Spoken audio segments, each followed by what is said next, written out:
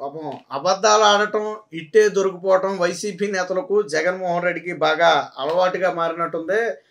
నిన్న మొన్నటి వరకు ప్రెస్ మీట్లు పెట్టి జగన్మోహన్ రెడ్డి బొకాయించే ప్రయత్నం చేశాడు. ముఖ్యంగా దేని గురించి అంటే అమెరికాలో జగన్మోహన్ రెడ్డి అవినీతి గురించి ఏదైతే బయటపడిందో, ఆదాని దగ్గర 1750 కోట్ల రూపాయల లంచం వ్యవహారం ఎప్పుడైతే బయటపడిందో, దీంతో ఒక్కసారిగా ఉలికిపడిన జగన్మోహన్ రెడ్డి నోటికొచ్చిన అబద్ధాలు చెప్పి ప్రజలను నమ్మించే ప్రయత్నం చేస్తున్నాడు. ముఖ్యంగా సొంత పార్టీ నేతల్ని కార్యకర్తల్ని నమ్మించే ప్రయత్నం చేస్తున్నాడు. ఎందుకంటే వాళ్ళు కూడా చీకొట్టే పరిస్థితి.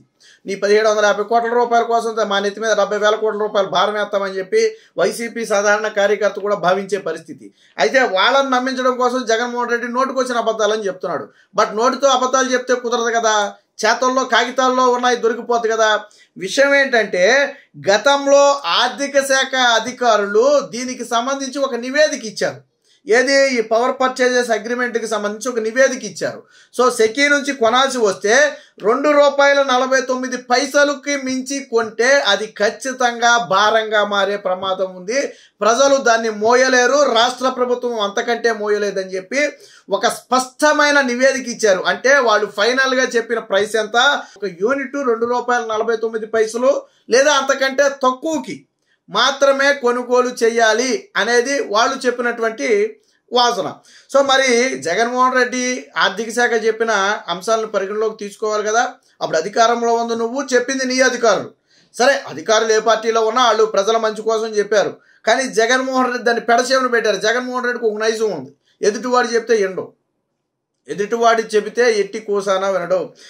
మీకు తెలుసో తెలియదో ఆఫ్ ద రికార్డు కూడా కొన్ని వాదనలు నడిచాయి. ఏంటంటే ఎన్నికల దగ్గర పడుతున్న కొద్దీ జగన్మోహన్ రెడ్డికి ఇంటెలిజెన్స్ రిపోర్ట్లు ఇచ్చాయంట గతంలో. ఏమని అంటే ఎన్నికలకు ఒక 6-5 నెలల ముందు ఉన్నప్పుడు, సార్ పరిస్థితి అయితే చాలా దారుణంగా ఉంది, ఏదైనా మిరాకిల్ జరిగితే తప్ప ఇప్పుడు తేరుకునే పరిస్థితి అయితే కనపడట్లేదు, మెయిన్ రోడ్లు ఇష్యూ ఒకటి, పెండింగ్ బకాయిలు ఒకటి, ఈ ఎంప్లాయీస్కి సంబంధించిన ఇష్యూలు ఒకటి, నిరుద్యోగ ఇష్యూలు, ఈ 4 ప్రభుత్వాన్ని బాగా డ్యామేజ్ చేస్తున్నాయి. సో దీని ప్రభావం ఎక్కువే ఉంది, వీటిని ఏదైనా చేయాలి, మరి వీటిని ఏదైనా సాల్వ్ చేయగలిగితే ఏమైనా పరిస్థితి బెటర్ అవ్వచ్చు, ఇంకా 6 months టైం ఉంది కాబట్టి బెటర్ అవ్వచ్చు అని చెప్తే జగన్మోహన్ రెడ్డి బోర్డు మీరు నాకు చెప్పేది ఏంటి, గతంలో నాకు 151 వచ్చాయి, చంద్రబాబు నాయుడు అమరావతి పోలవరం అని అభివృద్ధి అని పరుగులు పెడితేనే ప్రజలు ఓట్లే లేదు, కానీ ఇప్పుడు ప్రజలకు డైరెక్ట్గా వాళ్ళ జేబులో మనం డబ్బులు వేసేస్తున్నాం కాబట్టి ఖచ్చితంగా డబ్బు కాసిపడిన ప్రజలు మనకే ఓటేస్తారు తప్ప చంద్రబాబు నాయుడుకి ఓటేయరు. మీ సర్వేలన్నీ కూడా ఎన్నికల దగ్గర అక్కడ ఏదైతే ఓటింగ్ దగ్గర ఉన్నాయో అక్కడ బోల్తా పడతాయని చెప్పి అధికారులకు చెప్తే వాళ్ళు షాక్ అయ్యారంట. ఇదేంట్రా బాబు, గ్రౌండ్ రియాలిటీ ఏమో దారుణంగా ఉంది, ఈయనేమో ఇలాగ అంటున్నారు. ఎందుకంటే జగన్మోహన్ రెడ్డికి బొత్స లాంటి సీనియర్ నేతలు కూడా గతంలో కొన్ని సూచనలు సలహాలు ఇచ్చారు. ధర్మాన ప్రసాద్, బొత్స లాంటి సీనియర్ నేతలు కూడా జగన్మోహన్ రెడ్డి కొన్ని సలహాలు ఇచ్చారంట. సో కొన్ని పనులు మనం ఖచ్చితంగా చేయాలి, మొండిగా వెళితే కుదరదు, కొన్నిట్లో మనం తగ్గాలి అని చెప్తే జగన్మోహన్ రెడ్డి ఏదో ఆ పుష్పాలో డైలాగ్ లాగా తగ్గేదేలే అన్నాడంట. తగ్గేదేలే అంటే ప్రజలు కూడా తగ్గేదేలే అన్నారు. 24 ఎన్నికలు ఏం జరిగిందో మనం చూసాం. ఇప్పుడు కూడా ఆర్థిక శాఖ అధికారులు, అది కూడా జగన్మోహన్ రెడ్డి ముఖ్యమంత్రిగా ఉన్నప్పుడు జగన్మోహన్ రెడ్డి నైజం తెలిసి కూడా వాళ్ళు ఒక ధైర్యం చేశారు. ఏంటంటే వాళ్ళు జగన్మోహన్ రెడ్డిని అన్నదాన్నే కానీ జగన్మోహన్ రెడ్డి అన్నదానికి వ్యతిరేకంగా చెప్తే ఎవరో ఊరుకోరు, జగన్మోహన్ రెడ్డి అసలు ఊరుకోడు. ఏం చెప్పారు వాళ్ళంటే ₹2.49 కొనుగోలు చేయాలి, అంతకంటే అన్ని సుంకాలతో కలిపి all tax including all taxes కలిపి ₹2.49 కొనుగోలు చేస్తే ఓకే, అక్కడ వరకు నో ప్రాబ్లం. బట్ దాటిందో అది ఖచ్చితంగా భారంగా మారుతుంది. ఎంత దాటితే అంత భారం అవుతుందంటే జగన్మోహన్ రెడ్డి ఎంత కొన్నాడు తెలిసి అన్ని ట్యాక్సులు కలిపి దాదాపు ₹5 అయిపోయింది. వీళ్ళు అన్ని ట్యాక్సులు కలిపి 2.5 కొనమని చెప్తే జగన్మోహన్ రెడ్డి అన్ని ట్యాక్సులు కలిపి ₹5 వరకు పెట్టుకున్నాడు. అంటే దాదాపుగా డబల్ రేటుతో జగన్మోహన్ రెడ్డి కొన్నాడు. మరి ఖచ్చితంగా అది రాష్ట్ర ప్రభుత్వానికి భారంగానే ఉంటుంది. సో ఇక్కడ దీనికి సంబంధించి గతంలో నివేదికలు ఇప్పుడు కూటమి ప్రభుత్వం బయటపెట్టింది. ఏది, గత ఆర్థిక శాఖ అధికారులే ఈ పవర్ పర్చేజెస్ అప్పుడు ఇచ్చినటువంటి సూచనలు సలహాలు ఏవైతే ఉన్నాయో వాటిని బయటపెట్టింది. ఇందులో ఏమనుందో చూడండి. The energy department may also ensure that the price of Rs 2.49 per unit including all taxes and duties, అంటే అన్ని ట్యాక్సులు డ్యూటీలు కలిపి సుంకాలు కలిపి ₹2.49 వరకు మాత్రమే భరించగలుగుద్ది, అంతకు మించితే ఇబ్బంది అని చెప్పి ఇది ఆర్థిక శాఖ ఇచ్చినటువంటి నివేదిక. ఇది మనం చెప్పేది కాదు. ఇప్పుడు మీరు చూస్తుంటే ఇది ఆర్థిక శాఖ తన నివేదికలో మెన్షన్ చేసినటువంటి ఆ ఫైల్స్ అన్ని కూడా ఇప్పుడు బయట పెట్టారు. కూటమి ప్రభుత్వం ఏం చేసింది, జగన్మోహన్ రెడ్డి దబాయిస్తున్నాడు కదా, నేనే తక్కువ కొన్నా నాకు సన్మానం చేయాలి, సాల్వ్ అవ్వాలని ఇప్పుడు చెప్పాలి జగన్మోహన్ రెడ్డి.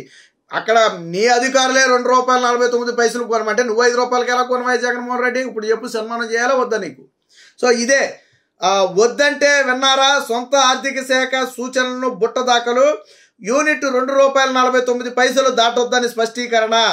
తక్కువ ధరే ప్రామాణికంగా తీసుకోవాలని విస్పష్ట సూచన. ప్రాజెక్టు ఆలస్యం పైన ఆనాడే జాగ్రత్తలు. అయినా పట్టించుకొని జగన్ సర్కారు.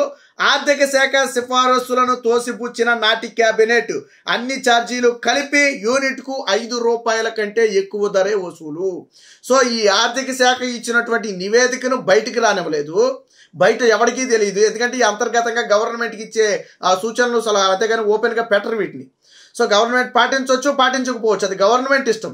బట్ ప్రజా ప్రయోజనాల దృష్ట్యా ఎక్కువ మెజారిటీ ఏంటంటే ఈ నిపుణులు ఇచ్చిన సూచనలు పరిగణలో తీసుకుంటారు. అందులోనూ ఇది ఆర్థిక భారానికి సంబంధించినటువంటి వ్యవహారం. ప్రభుత్వం మీద పడే భారం కంటే ప్రజల మీద పడే భారం ఎక్కువ. అది సూచిస్తే జగన్మోహన్ రెడ్డి దాన్ని పెడచెవిని పెట్టాడు. పెడచెవిని పెట్టి క్యాబినెట్ ద్వారా తాను అనుకున్నటువంటి రేట్లకు లేదా ఆదాని పెట్టిన రేట్లకు క్యాబినెట్ ద్వారా ఓకేలు చేస్తుంది. ఎంత అయింది? ₹5 దాటింది. మరి భారమా కాదా? నేను గతంలో కూడా చెప్పా, యూనిట్ ధర ఇంత మనం కొన్న ధర కంటే గుజరాత్ రాష్ట్రంలో తక్కువకు వస్తున్నప్పుడు ఇదే ఆదాని ఇచ్చింది తక్కువకి. మన రాష్ట్రంలో ఎందుకు ఎక్కువ? పక్క రాష్ట్రానికి ఏదన్నా పైసల్లో తేడా వచ్చింది అనుకోండి, ఓకే, అది స్టేట్ మారిన తర్వాత దానికి రకరకాల కారణాలతో ఆ పైసల్లో తేడా వస్తే రావచ్చు. బట్ రూపాయలు తేడా వస్తే సాధారణంగా ఈ రోజుల్లో ఒక కుటుంబం అంటే 150 నుంచి 200 యూనిట్లు, ఇంట్లో ఒక ఫ్రిడ్జ్ టీవీ ఉందనుకోండి, ఆటోమేటిక్గా 150 నుంచి 200 యూనిట్లు వస్తుంది. అలా కాకుండా ఏసీ కూడా ఉందనుకోండి, 250 యూనిట్లు 300 యూనిట్లు ఈజీగా దాటిపోద్ది. అంటే నిజంగా జగన్మోహన్ రెడ్డి అడిషనల్గా ఇంత ప్రైస్ వసూలు చేస్తే దీనికి ఒక్కొక్క దానికి ₹2.5 అంటే 200 యూనిట్లు కాల్చినా కానీ ఎంత అడిషనల్గా దాదాపు ₹500 భారం అడిషనల్గా పడుతుంది. అసలు భారం కంటే కూడా 400, 500 భరించాల్సిన పరిస్థితి 200, 300 యూనిట్లకు. ఇప్పుడు ఎందుకు 200, 300 యూనిట్లకే దాదాపు 1000, 1500 ఛార్జెస్ వస్తున్నాయంటే జగన్మోహన్ రెడ్డి చేసినటువంటి పనులప్పుడు.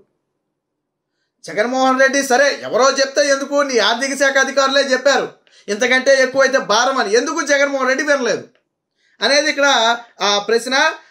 ఆదాని నుంచి సౌర విద్యుత్ కొనుగోలుకు సంబంధించి క్యాబినెట్ నోటు ఫైలుపై తన ప్రభుత్వంలోని విద్యుత్ శాఖ మంత్రే సంతకం చేసేందుకు ససేమిరా అన్నారు. అర్ధరాత్రి అనుమానాస్పదంగా వచ్చిన ఫైలుపై సంతకం చేసేది లేదన్నారు. అన్ని ఛార్జీలు కలిపిన యూనిట్ ధర ₹2.49 దాటొద్దని ఆర్థిక శాఖ సిఫారసు చేసింది. అయితే నాటి సీఎం జగన్ సంబంధిత మంత్రి స్పందనను పట్టించుకోలేదు, ఆర్థిక శాఖ సూచనలను వినిపించుకోలేదు. ఆదాని కోసం అడ్డగోలుగా ముందుకెళ్లారు. ఇప్పుడేమో సన్మానాలు చేయాలి, సాలువాలు కప్పాలి అంటున్నారు. సో నాడు బాలినేని శ్రీనివాసరెడ్డి కూడా ఎందుకు సంతకం చేయలేదంటే జగన్మోహన్ రెడ్డి వీటిని బుట్ట దాఖలు చేశాడు కాబట్టి ఆ బాలినేని శ్రీనివాస్ సంతకం చేయలే. నువ్వేమో చేయాల్సిన ఏదో పనులన్నీ చేసేసి నేనేం చేశాను, నన్ను ఎందుకు విమర్శిస్తున్నారని చెప్పి మాట్లాడితే ఎవరు నమ్ముతారు జగన్మోహన్ రెడ్డి? ఇప్పుడు ఆధారాలు బయట పెట్టారు. నాడు ఆర్థిక శాఖ సిఫారసులు నువ్వు ఎందుకు పెడచెవిని పెట్టావు?